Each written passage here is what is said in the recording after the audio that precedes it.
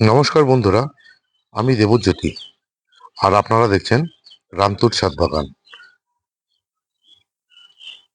বেলি ফুল গাছ নিয়ে এর আগে আমার একটা ভিডিও আছে, কি তার পরিচর্যা, সারা বছরের পরিচর্যা তার উপরে। কিন্তু আজকে আপনাদেরকে আমি দেখাবো বা শোনাবো যে আমার যে বেলি গাছগুলি রয়েছে, আমার কাছে কিন্তু 4টি বেলি গাছ রয়েছে। এই বেলি গাছের বর্ষার সময় কি পরিচর্যা, সেটাই আপনাদের সামনে তুলে ধরব। বন্ধুরা, আপনারা যদি কেউ বেলি গাছ লাগাতে চান, তবে বেলি গাছ লাগানোর জন্য এখনই কিন্তু আদর্শ সময়। এই সময়ে বেলি গাছগুলিকে লাগালে পরের বছর আপনাদের এরকম গাছ তৈরি হয়ে যাবে এবং এভাবেই আপনাদের গাছে ফুল চলে আসবে। এই যে বেলি গাছগুলোকে দেখছেন, এর আগে আমার এখানে গাছগুলোতে 2 ফেজে ফুল হয়ে গেছে। এখনো আরো 2-3 ফেজে কিন্তু ফুল হবে। মোটামুটি নভেম্বর মাস পর্যন্ত কিন্তু এই বেলি গাছগুলোতে আমি ফুল পাবো। এই যে বর্ষার সময় বেলি গাছগুলোতে কিন্তু কোনো ধরনের খাবার লাগে না, কোনো ধরনের খাবার লাগে না। বারবার করে বলছি, বর্ষার সময় বেলি গাছে কোনো খাবার লাগে না।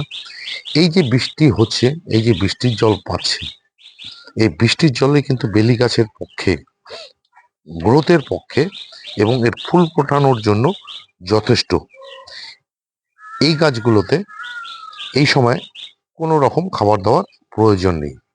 তবে হ্যাঁ, আমি গত 3-4 দিন আগে আমার কাছে যে জিয়ার দানা আছে, SM প্রোডাক্টের, SM এগ্রো ইন্ডাস্ট্রিজ যে প্রোডাক্ট জিয়ার দানা, আমি কিন্তু এই গাছগুলির গোড়ায় 5 গ্রাম করে দিয়ে দিয়েছি। এই খাবারটিতে তো জানিনি গাছের একটা বৃদ্ধি, গ্রোথের জন্য যা যা দরকার, শিকড়ের বৃদ্ধির জন্য যা যা দরকার ওই জিয়ার দানার মধ্যে আছে, সেটাই আমি প্রয়োগ করেছি। আর 15 দিন অন্তর অন্তর মাইক্রোনিউট্রিয়েন্ট স্প্রে করে যাব। যার কাছে যেটা থাকবে, বায়োভিটা এক্স থাকলে বায়োভিটা এক্স, এগ্রোমিন গোল্ড থাকলে এগ্রোমিন গোল্ড, যার কাছে যেটা থাকবে, মোভোমিন থাকলে মোভোমিন, আপনারা এই গাছগুলোতে 15 দিন অন্তর অন্তর স্প্রে করে যান। আর যেহেতু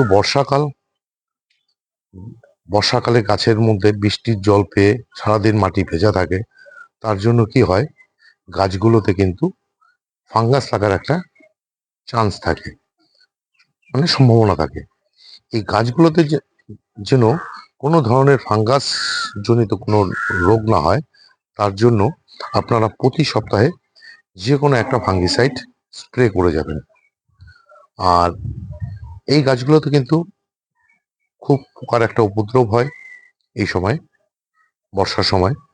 যার জন্য আপনারা প্রতি সপ্তাহে যার কাছে যেই কীটনাশক থাকবে, আপনারা এই গাছগুলোতে স্প্রে করে যাবেন।